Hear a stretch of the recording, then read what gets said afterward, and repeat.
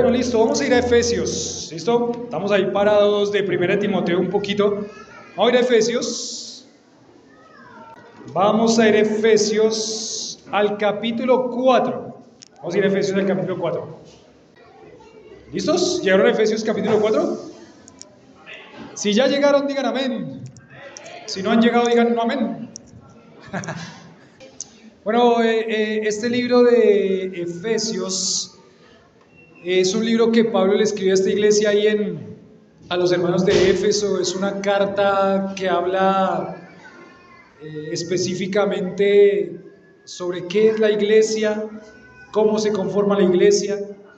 Prácticamente que estos primeros capítulos de Efesios están diciendo cómo nace la iglesia, el plan de Dios con la iglesia.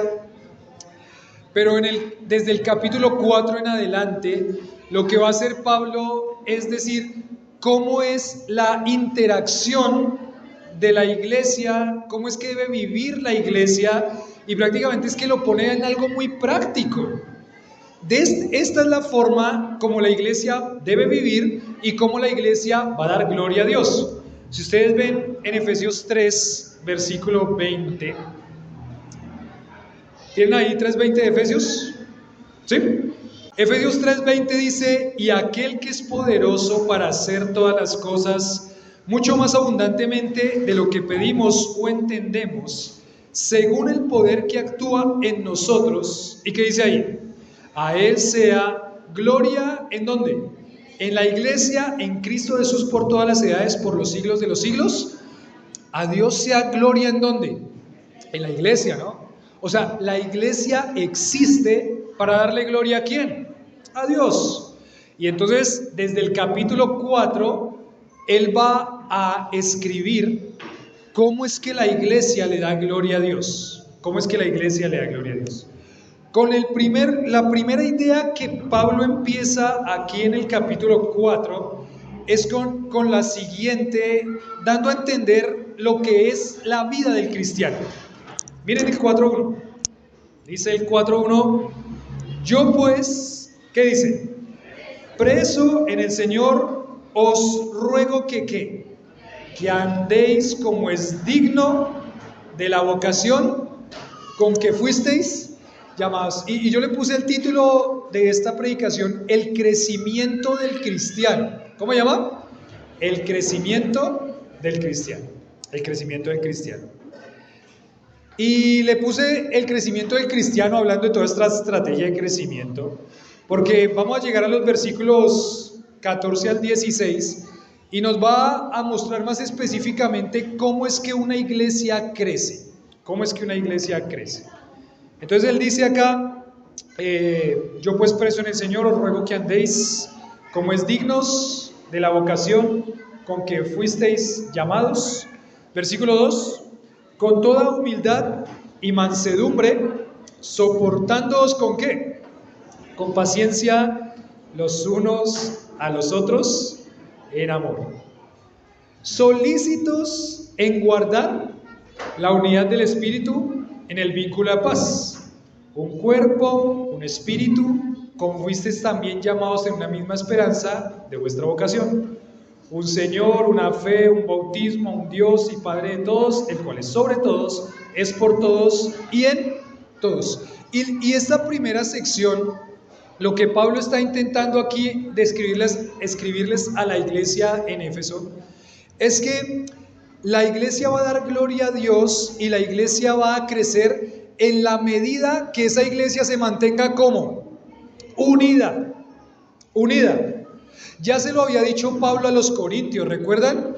Le dice a los corintios en el capítulo 1, versículo 10 de Corintios, les dice: hermanos, ¿dónde está? Yo lo había puesto por acá. Os exhorto pues, hermanos, por el nombre de nuestro Señor Jesucristo. En esta versión dice: a que os pongáis de acuerdo, que no haya más disensiones entre vosotros, sino que estéis completamente unidos en una misma mente y en un mismo parecer. O sea que el crecimiento y la iglesia que le da gloria a Dios es aquella iglesia que está como unida. Y ahí dijo varias cosas, unida en un pensamiento. Por ejemplo, ustedes ven a Pablo y Pablo dice ahí, yo pues, ¿qué dice? Preso. O sea que Pablo está ¿cómo? Pablo está encarcelado en el momento en el que él está escribiendo esto. Y Pablo no se avergüenza del Evangelio. O sea, Pablo sabe, estamos unidos en un propósito. ¿Y cuál es el pensamiento del cristiano? Es ese precisamente. Hermanos, yo soy cristiano. ¿Usted es cristiano? Bueno, 3 o 4 son cristianos acá, está bien, muy bien. ¿Usted es cristiano? Cristiano es aquel que ha creído en Cristo como su Salvador. No importa si va a una iglesia cristiana o si hace cosas de cristianos. El cristiano no es por lo que hace o lo que dice. El cristiano es aquella persona que ha reconocido que Cristo es su Salvador, Señor de su vida y ha pasado de muerte a vida. ¿Usted es cristiano? Amén. Y dice aquí entonces, si usted es cristiano, entonces ¿en qué tiene que estar unido? En un pensamiento. Yo soy cristiano y el cristiano debe vivir, dice acá, os ruego que andéis como es digno de la vocación con que fuisteis llamados. ¿En qué tiene que estar unida la iglesia? En comportarse de una manera digna. Que realmente cuando una persona ve a su vida, esa persona pueda decir con tranquilidad, sí, ese hombre y esa mujer son cristianos. ¿Por qué? No solamente porque dice ser cristiano, sino porque toda su vida refleja que él es cristiano. Entonces lo primero que Pablo está inquietándoles a estar unidos es en que pongan en su mente, querida iglesia y cristianos, que son cristianos. ¿Recuerdan que les conté la historia de estos gladiadores allá en el Imperio Romano? Empezamos a leer esta semana con Lili y con los niños, el mártir de las catacumbas. Lo estamos leyendo después del desayuno. Y empieza ese hombre a decir cómo estos cristianos morían en el Coliseo romano. Y morían despedazados por las fieras. Y sacaban otros gladiadores y los mataban. Mujeres jovencitas, vírgenes, ancianitos, niños, personas de mediana edad, los lanzaban a las fieras y salían los leones y se los comían y los destruían a esos cristianos. Hubo una historia de un hombre que a todas las preguntas que le hacía el emperador romano, él decía, soy cristiano. ¿De dónde viene? Soy cristiano. ¿Para dónde va? Soy cristiano. ¿Usted no va a negar a Cristo? Soy cristiano.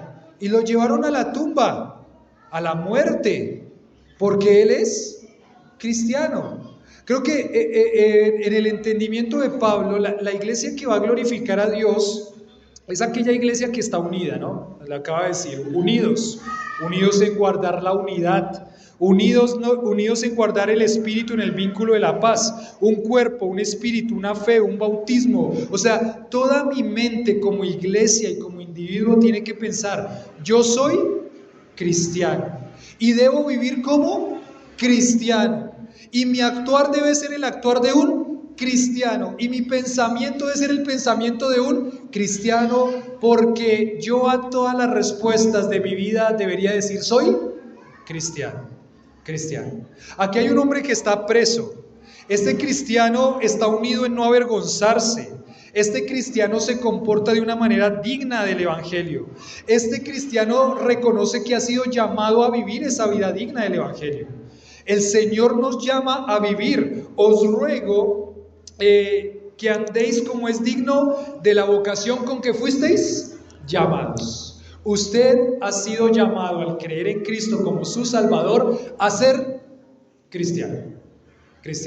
Ponga en su mente, si va a una entrevista de trabajo y le preguntan, ¿y usted quién es? ¿Soy?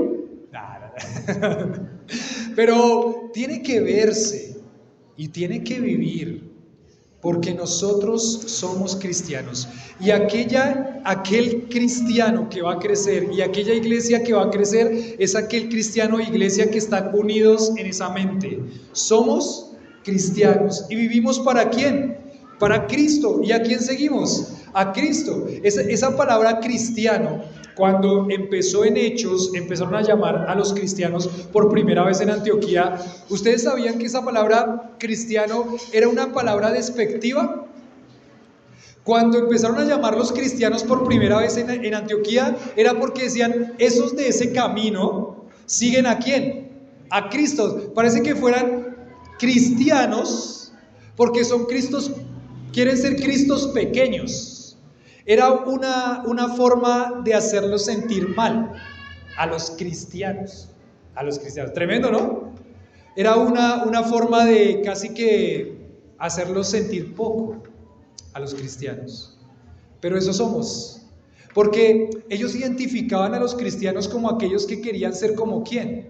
Como Cristo. Por eso empezaron a llamarlos cristianos. ¿Somos cristianos? Amén. ¿Se avergüenza de ser cristiano? No. Estamos unidos en eso. La iglesia que va a tener ese crecimiento es aquella iglesia y aquel creyente que vive reconociendo, pensando, actuando, hablando con la vocación con que fue llamado. ¿Y cuál es la vocación? Yo soy cristiano. Por encima de otras cosas que usted sea.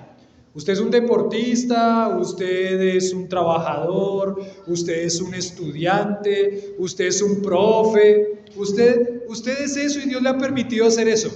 Pero por encima de todo eso usted es cristiano. Cristiano. Y así debe vivir, y así debemos vivir. Somos cristianos. El cristiano reconoce su llamado, El cristiano hace el mejor esfuerzo por la unidad. Y por eso es que la iglesia que crece es esa iglesia que se mantiene unida. Se reviste de humildad, se reviste de amabilidad cuando dice mansedumbre, se reviste de mucha paciencia, porque dice soportándonos los unos a los otros ¿en qué? En amor. Y decíamos ahorita, Alex le tocó soportar a los de Historia de la Esperanza, y después Alex dijo acá, no, creo que ellos me soportaron a mí. Y nos soportamos unos a otros, ¿sí o no? Hemos tenido conflictos entre nosotros. Ustedes me soportan a mí, a veces mis chistes que no son buenos. Ustedes me soportan a mí, a veces mis comentarios duros. Porque estamos unidos en que esta iglesia cumpla con el propósito que Dios la llamó a hacer. Que esta iglesia pueda glorificar y honrar el nombre de nuestro Dios. Por eso el crecimiento del cristiano y de la iglesia va a pasar porque la iglesia reconozca que debe estar unida en guardar la unidad, en una fe, en un bautismo, en su creencia, en su doctrina. Va a estar unida en soportarse, en tener amabilidad unos con otros. Es interesante que él diga soportando los unos a los otros en amor con paciencia, ¿cierto? ¿Vamos a tener que tener paciencia para soportar a nuestro hermano en Cristo? Uy, harta paciencia. ¿Nos vamos a fallar? ¿Nos vamos a ofender unos a otros? Muchas veces. ¿Qué llama Pablo a la iglesia? Para mantenerse en crecimiento, la iglesia tiene que estar unida, soportándose, cuidándose, con amabilidad. Es muy interesante esta palabra en el concepto griego, grecorromano de esa época, porque para ellos humillarse y soportarse era una humillación. Ellos tenían ese pensamiento que ahora tenemos en esta época también. Yo no me humillo, ¿yo qué hago? Me pongo por encima.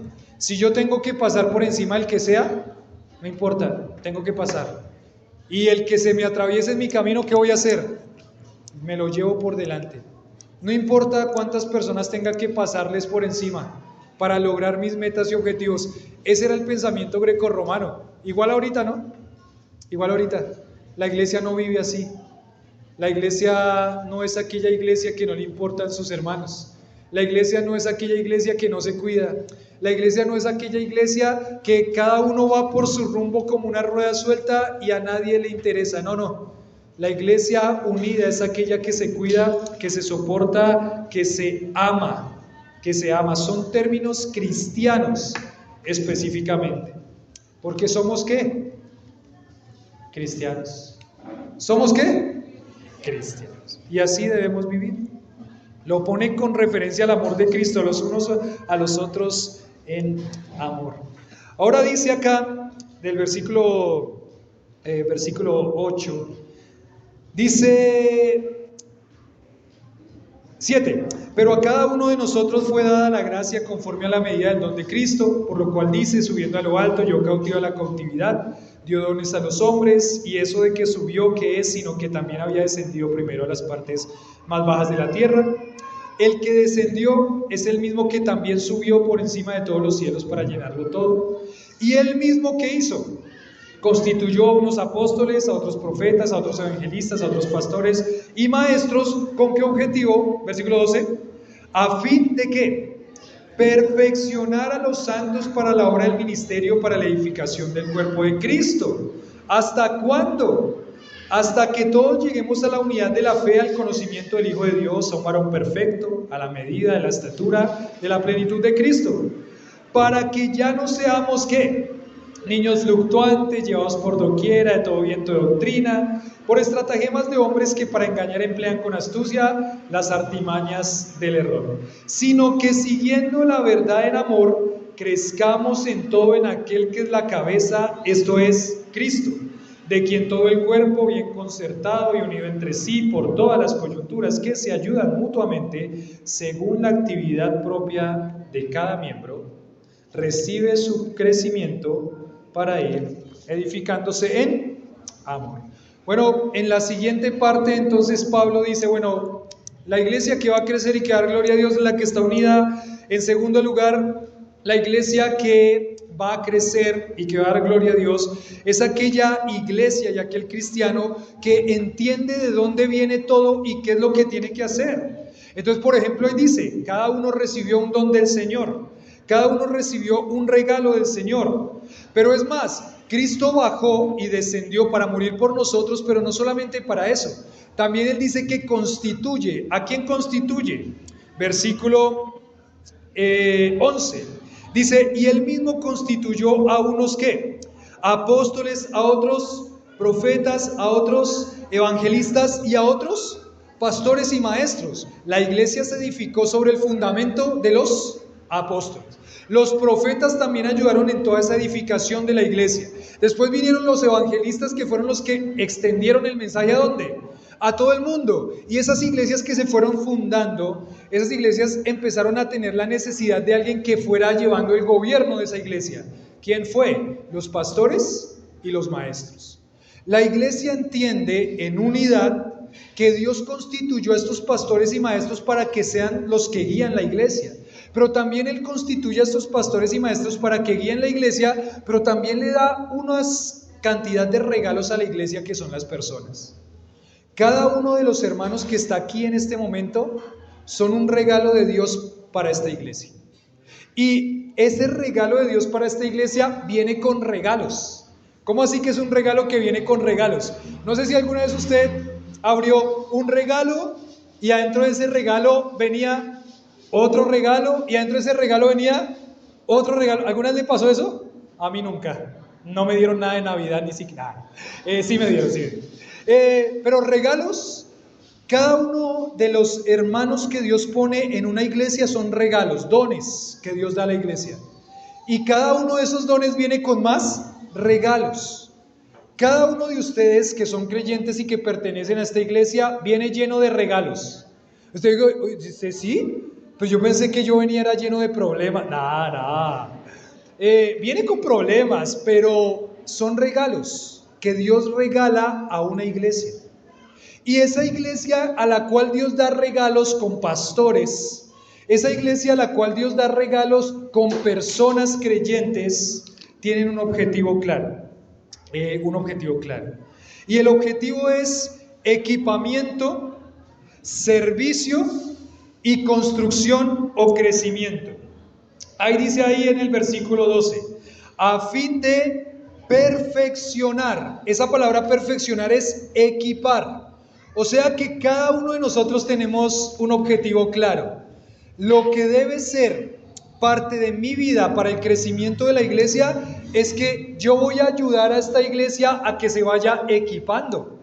Yo voy a ayudar a mi hermano a que ese hermano se vaya perfeccionando, o la iglesia se vaya perfeccionando. Ahí dice también, a fin de perfeccionar a los santos para la obra del ¿qué? Del ministerio.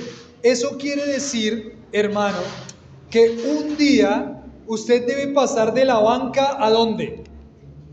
A servir la obra del ministerio. No se puede quedar en la banca toda la vida. ¿La banca es cómoda? ¿Sí o no? Sí, sí. Es cómoda. ¿Ustedes han visto los partidos de fútbol? ¿Han visto las bancas? Eso es una cosa así como un carro de Fórmula 1, una silla que viene hasta aquí, hasta arriba. Creo que en algunos estadios hasta eso tiene calefacción y aire acondicionado. Y esa silla está ahí cómoda y ellos, los jugadores de fútbol, están ahí. Y ustedes los han visto casi recostados ahí, a veces echados ahí esperando que venga el técnico y les diga que empiecen a calentar. Y ahí ¿qué tienen? Agüita, ¿sí? Van tomando refresco, ¿sí? Hay videos en donde ellos están haciéndose bromas con sus compañeros. Hay bromas, se echan papelitos, se echan agua, están riéndose. Parece que no hay ningún problema en la banca. La banca es cómoda. Porque cuando uno entra a jugar, uno tiene una responsabilidad grande. Si usted alguna vez ha jugado y estaba en la banca y entra, viene el técnico y le dice, ¿sí o no? Usted tiene que entrar. ¿Y por qué entra por el otro? Porque el otro no está ¿qué? No está haciendo lo que quizás el técnico quiere. Usted tiene que entrar y usted tiene que ir por la izquierda y tiene que ir y bajar. Quiero que sude la camiseta, quiero que se esfuerce, quiero que haga, quiero que la rompa, le dicen en algunos términos. Y eso implica una responsabilidad. Imagínese el que entra como cuando estaba en la banca, echándole papelitos a sus compañeros jugando. Allá botado, relajado. No. El que entra a jugar tiene una responsabilidad para con el equipo, una responsabilidad para con sus compañeros, para con el proyecto que está ahí. La banca es cómoda, pero el cristiano no fue llamado a estar en la banca. El cristiano fue llamado a equipar a los santos para la obra del ministerio. Equipamiento, perfeccionar. Servicio, ministerio. Y ahí dice, versículo 12 mismo, a los santos para la obra del ministerio, ¿para qué? Para la edificación del cuerpo de Cristo. Entonces, crecimiento, construcción. Usted que está ahí, hermano, va a ayudar a la construcción de esta iglesia. Eso no es una responsabilidad de los pastores únicamente. Es una responsabilidad de todos los miembros que hay en una iglesia. Equipamiento, servicio y construcción o crecimiento. ¿Hasta cuándo? ¿Hasta cuándo? Versículo 13 dice, hasta que todos lleguemos ¿a qué? A la unidad de la fe. Estamos llamados a la unidad, pero también sabemos que hay una dificultad y un desafío en cuanto a esa unidad. Hasta que todos lleguemos a la unidad de la fe y del conocimiento del Hijo de Dios, a un varón perfecto a la medida de la estatura, de la plenitud de Cristo. ¿Hasta cuándo usted, hermano, va a ayudar a equipar a sus hermanos? Hasta que el hermano sea perfecto en Cristo. ¿Hasta cuándo va a desarrollar sus dones ministeriales para el servicio del cuerpo? Hasta que el hermano sea perfecto en Cristo. ¿Hasta cuándo va a ayudar a la construcción y establecimiento de la iglesia? Hasta que haya una iglesia perfecta en Cristo. O sea, toda la vida. Dice, ay, yo pensaba pensionarme. Yo también. Algún día, pero no hay cristianos pensionados. No hay cristianos pensionados. Espero que se pensionen de cada uno de sus trabajos donde están. Espero que eso pase un día. Pero no hay cristianos que se pensionan. El servicio y la obra del ministerio es hasta que venga el Señor o hasta que el Señor nos llame a su presencia. Pero es lindo. Entre más trabajo, más gozo y gloria para Dios, que Él la merece. Hasta que todos alcancemos la unidad del conocimiento del Hijo de Dios, hasta que todos logremos estar completamente maduros, dice ahí la palabra perfecto en Cristo, y hasta que todos alcancemos la estatura en Cristo, la estatura de la plenitud de Cristo.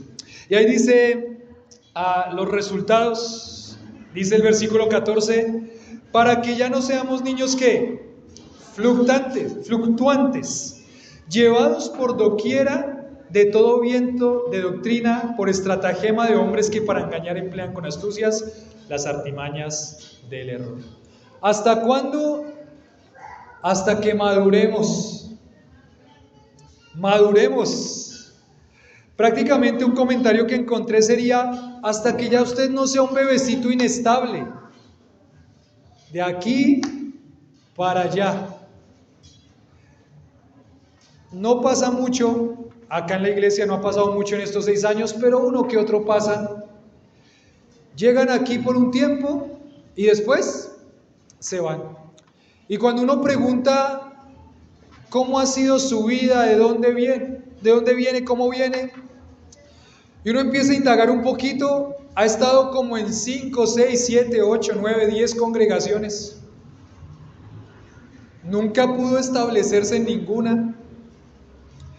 Todo le parece malo. Por todo hace berrinche. Por todo hace pataleta. ¿Quién se comporta así? Dice un niño. Bueno, yo veo muchos adultos que se comportan de verdad. Pero un niño se comporta así. Un bebecito se comporta así. A mis hijos les dan unos ataques. Están jugando y de un momento a otro, ¡ah, mamá! ¿Qué pasó? ¿Se acabó el mundo? ¿Qué pasó? Tiago, me jaló el cabello, mamá. De todo pasó ahí. Son niños, son bebecitos que tienen que ir creciendo. Lo que Pablo está viendo, yo creo que no solamente en Éfeso, sino en las iglesias que él conoce, es una cantidad de creyentes en la banca que no entienden su responsabilidad y que por cualquier cosa hacen berrinche y que cualquier doctrina los desestabiliza. Porque él está diciéndole acá, él está diciendo que ya no seamos niños fluctuantes, llevados por doquiera de todo viento de doctrina. La ilustración que él está poniendo aquí en su mente es un barco que quedó a la deriva y que es llevada ¿por qué? Por el viento y por las olas. ¿Hay estabilidad en ese barco? Los que están en ese barco, ¿cómo van? Van intentando agarrarse de todas las partes, pero por más de que se agarren, ese barco no está ¿qué? Inestable. Entonces ese barco es llevado de aquí para allá y nunca ese barco termina ¿de qué? De establecerse y de afirmarse. Es triste que el cristianismo se viva de esa forma. Es triste que la vida cristiana se viva de esa forma, porque Dios no diseñó a la iglesia para que eso en su vida pase. Dios diseñó a la iglesia para que entre todos nos equipemos, sirvamos al Señor y haya construcción y crecimiento. Entonces, nunca más bebés inestables, nunca más arrastrados de una parte a otra, nunca más desviados del camino por la estrategia del enemigo, nunca más siendo engañados. Hay un predicador, Gustavo Caramelino, que de este pasaje, él decía, la palabra estratagema es la palabra treta. La palabra treta se tenía en el concepto del juego de dados cargados con trampa. ¿Ustedes han escuchado eso? Que hay dados que están cargados y siempre caen en el mismo número. Y es una trampa para el juego. Lo que está hablando aquí es que Satanás utiliza una estrategia tramposa para engañar al creyente. Y cuando el creyente no se afirma porque coge una cosita que le gusta y la otra cosita no le gusta, agarra algunas cosas y las otras no. Cuando el creyente no se afirma, está en un peligro grande. ¿Cuál es el peligro? Que Satanás va a intentar engañarlo. Y regularmente el creyente que no está fortalecido, que no ayuda en el crecimiento, que no está en el campo de juego, lo que está es vulnerable a que venga una estrategia de Satanás con una falsa doctrina y ese creyente se desvíe y se vaya por una doctrina errada. El cristiano entiende que la vida cristiana es una vida de crecimiento constante. Dice aquí en el versículo 15, no engañados, no como niños fluctuantes, sino que siguiendo la verdad en amor, crezcamos en todo en aquel que es la cabeza, esto es Cristo, de quien todo el cuerpo, bien concertado y unido entre sí por todas las coyunturas que se ayudan mutuamente, según la actividad propia de cada miembro, recibe su crecimiento para ir edificándose en amor. Entonces aquí dice, crezco siguiendo la verdad en amor, crezco en Cristo, crezco con mis hermanos, en coordinación, en sustento mutuo, cada uno haciendo su trabajo, ¿Qué es lo que ve Pablo aquí? Ya para terminar este pasaje, ¿qué es lo que ve Pablo aquí? Pablo ve una iglesia que entiende su responsabilidad, ve una iglesia en la que cada uno de los miembros, como los miembros del cuerpo, hace su trabajo. ¿Usted con qué escribe? Con los dedos, la mano, el brazo, ¿cierto? ¿Usted se imagina a su ojo escribiendo? ¿Se imagina a su rodilla escribiendo? ¿Por qué? Porque cada uno tiene una función. Usted ve con su pierna, usted ve con su cuello, usted camina con su cabeza. No, porque cada uno de los miembros tiene su función. Cuando Pablo hace aquí la última ilustración, lleno de ilustraciones tiene Pablo acá. Cuando Pablo aquí ve una ilustración, ve a la iglesia como un cuerpo, ¿listo? Un cuerpo humano. ¿Quién es la cabeza de ese cuerpo? Dice Cristo. Cristo va dirigiendo a su iglesia, Cristo va guiando a su iglesia. ¿Cómo? Con la verdad en amor. ¿Cuál es la verdad en amor? La palabra del Señor enseñada de una forma acertada, es la verdad que va conduciendo el cuerpo. ¿Y el cuerpo de quién se compone? De todos y cada uno de los miembros de la iglesia. Entonces, usted es un miembro de la iglesia. Entonces, Jonathan, hermano, ¿su merced qué es? Jonathan de pronto puede ser, no sé, la uña.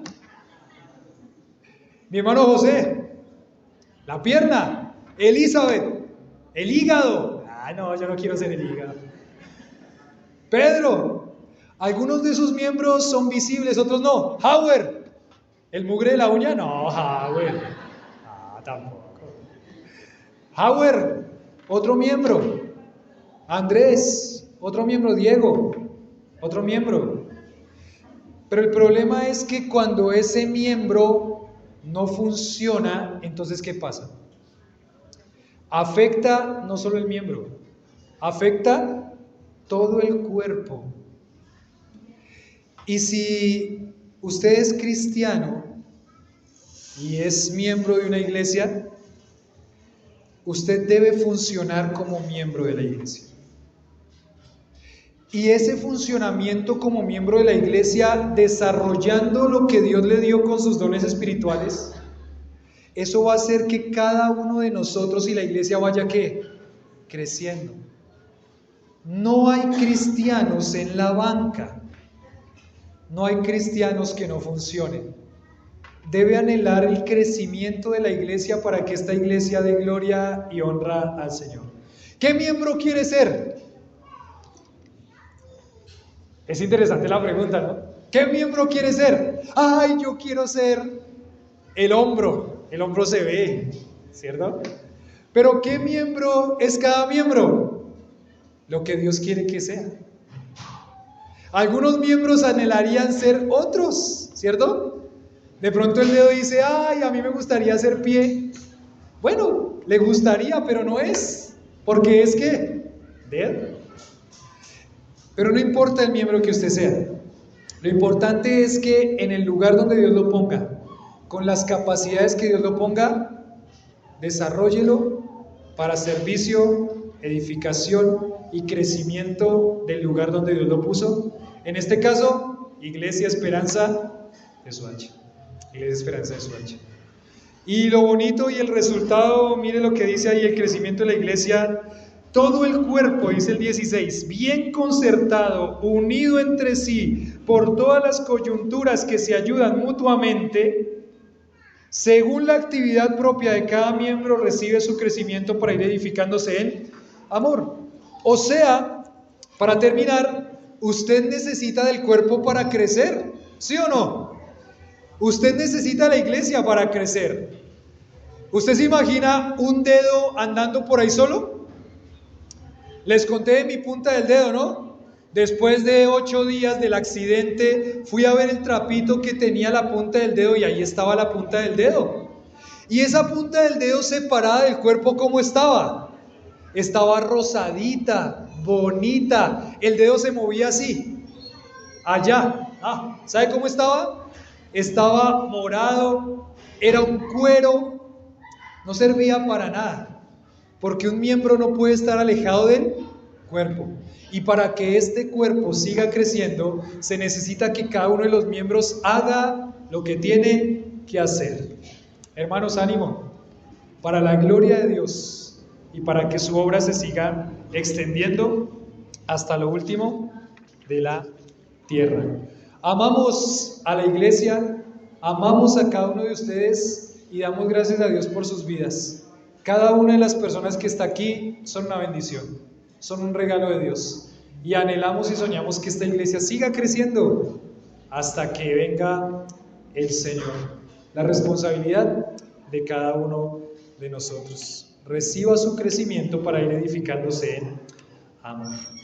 Padre, gracias por este tiempo con tu palabra y gracias por el desafío que tenemos ahora. Somos cristianos. Tú nos has llamado, Señor, a vivir una vida digna de ti.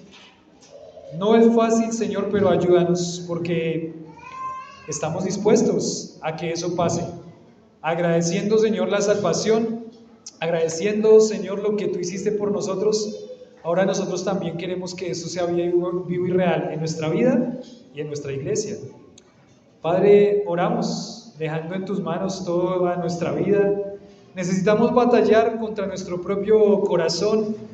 Necesitamos que nos ayudes, Señor, a ser victoriosos. Necesitamos que nos ayudes a tomar las herramientas que nos das para el crecimiento. Necesitamos, Señor, ayudarnos como miembros del cuerpo unos a otros para ir edificándonos mutuamente. Depender unos de otros como el cuerpo depende todo el uno del otro.